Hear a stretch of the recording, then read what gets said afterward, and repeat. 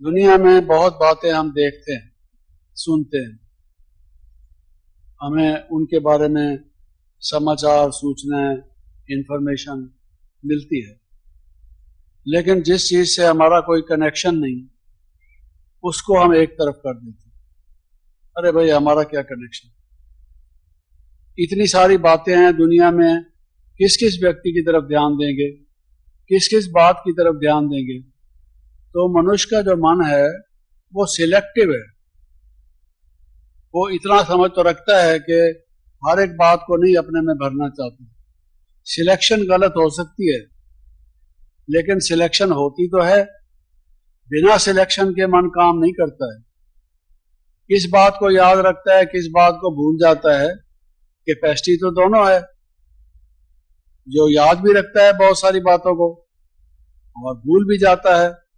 इसका मतलब यह है कि भूल जाता है और याद रखता है, तो इसके पीछे कोई तो एक नियम होगा। क्यों किसी बात को याद रखता है, क्यों किसी दूसरी बात को भूल जाता है, इसका कारण क्या है?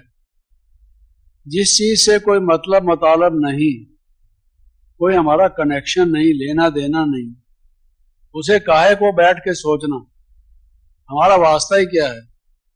तो एक तरीका ये होता है कि जब हम किसी बारे में समझते सुनते हैं, कोई आदमी आपको सुनाता है कोई बात, लंबा विस्तार करता जाता है और आपको ऐसा महसूस होता है हमारे कनेक्शन की तो बात नहीं, क्यों हमें सुना रहा है। तो आपने देखा होगा वो सुनते हुए भी आपका मन और तरफ चला जाता है। आउट ऑफ कर्सी, चाहे आप उसको ना कह पाए बंद करो, क्या फायदा, आप चुप करके सुनते रहते हैं मजबूरी से, लेकिन अंदर में आप ध्यान नहीं देते। आप कहते हैं हमारा कनेक्शन ही नहीं, हमारा लेना देना नहीं, हमारा इससे कोई नफा नुकसान नहीं, हम काहे को इस चीज में पड़े, इन्वॉल्व क्यों हो इसमें। तो भूलने का एक तरीका ये है कि जब आप ये समझेंगे कि जो आदमी जो काम कर रहा है उल्टा या सुलटा, उसके कर्म उसके साथ हैं, उसके कर्म उसके साथ हैं, मेरे कर्म मेरे साथ। हर एक का अपना अपना करना करनी भरनी है। तो वो हम उसके पीछे क्यों पड़े हैं, उसकी बातों को ज्यादा क्यों खींचातानी करते हैं, उठाते हैं, जब हमारा उससे कोई वास्ता नहीं। बहुत लोगों का ऐसा होता है, गवर्नमेंट को मान लो या किसी और को, ABC को करते हैं हम क्रिटिसाइज, या इस तरह की बातें करते हैं जिनसे हमारा कनेक्शन होता नहीं। तो कई इस किस्म की जो बातें हैं जिनसे हमारा कनेक्शन ना हो, उनको एक नावल की तरह से बैठ के सुनना, इंटरेस्ट लेना उसमें, और फिर उन बातों को याद रखना, फिर समय पर उनको अप्लाई करना, उल्टी नॉलेज को। तो आज व्यक्तियों का व्यवहार जो बदला हुआ है, उसका मुख्य कारण ये है कि रेडियो में, टीवी में, समाचार पत्रों में और अपने अड़ोसी पड़ोसी से, अपने दफ्तर के साथियों से फालतू बातें बैठ के सुनते हैं। और वो ऐसी निकम्मी बातें होती हैं, नुकसानदेह बातें होती हैं, मन को खराब करने वाली, पॉल्यूट करने वाली बातें होती हैं, जिससे वास्तव में हमारा कोई कनेक्शन नहीं। Absolutely we are not concern. उससे क्यों हम अपना वो खराब करें। उसको मन में डालते जाते हैं, कोई बात जच जाती है कि बात ठीक कह रहा है, वो फिर याद रहती है। और याद रखिए कि जो बात मन में याद रहती है वो कभी काम भी आती है। ये मन ऐसा, जो मैंने कहा सिलेक्टिव है, उस बात को उसने याद रख लिया तो मन तो बड़ा एक गहराई से करता है सब काम। तो उसको ये कुछ है कि ये वक्त पर बात काम आ सकती है, और वो अपने व्यवहार में उस निकृष्ट तरीके को कभी ना कभी काम में ले आता है। जैसे उसने किया था, मैं भी ऐसे ही काम निकालूं, इस तरीके से करूं। गलत कॉपी करता है। तो गलत कॉपी क्यों करता है? क्योंकि जिन चीजों से कनेक्शन नहीं था उसको सुनता रहा, उल्टी बातों को पढ़ता रहा और उसकी तरफ ध्यान देता रहा, और नतीजा ये हुआ कि उसमें से कुछ बातें याद रख ली, वो मन में ठीक लग गई। वो याद की हुई बातें जो हैं काम में आई, आज नुकसान किया उसने।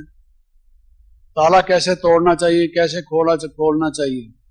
किसी ने बताया चोर आए थे और ये ऐसा था वैसा था, सारी डिटेल में बैठ के सुनी और नतीजा ये हुआ कि एक दफा खुद भी ताला खोल बैठे, किसी का तोड़ना शुरू कर दिया कि देखें ऐसे खुलता है टूटता है, दिमाग खराब हो गया। नतीजा क्या हुआ? तो जिस चीज से हमारा कोई कनेक्शन नहीं, उन बातों को जो सुन भी लिया, अगर हमने, किसी ने हमें बता भी दी, हमने कहीं पढ़ भी ली, दुनिया में बहुत सी बातें ऐसी हैं जो ना चाहते हुए भी लोग हमारे कानों में डाल देते हैं।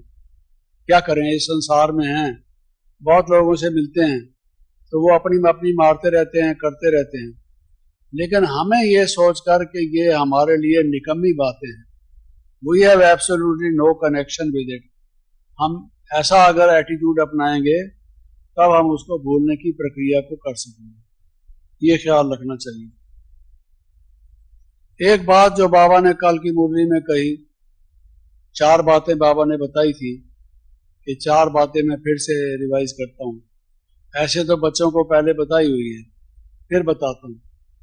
उनमें से 1-2 बातें मैं रिपीट कर रहा हूँ जो ये मिटाने के काम के लिए और समाने के काम के लिए बहुत सहायक है, लाभदायक है। एक तो है शुभ चिंतन।